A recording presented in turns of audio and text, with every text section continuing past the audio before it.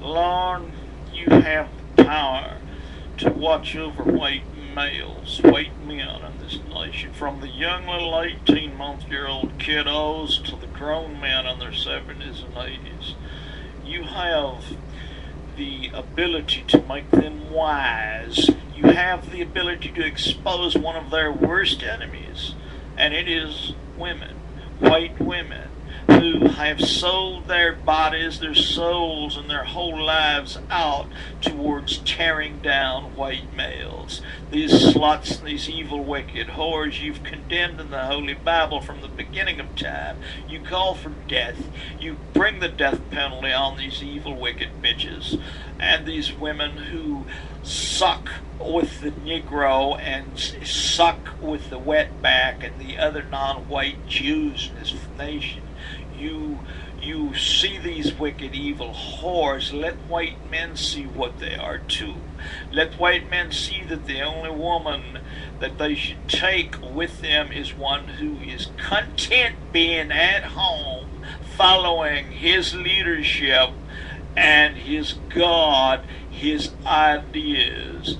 That is the only woman a white man can trust. Other than that, in our society today, most of your women are anti-white male. They're in whoredom with the filthy non-white Negro and the Oriental and the Hispanic and these peoples who are against us white men as rulers. And you, Lord, have the power to expose this wicked, evil, backstabbing, lying slut. You have the power to do this, Lord.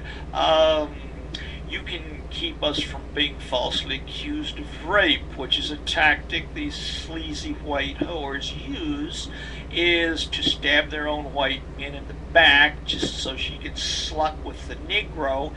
They use the tactic, of course, of crying rape falsely. Lord, you have the power, you have the ability to unite white men in courts, to simply walk in and say, this man's not going to prison, I find him not guilty. And this is how the only hope for white men is in this nation, because you cannot rely on a woman. A woman was never meant by God to rule nothing.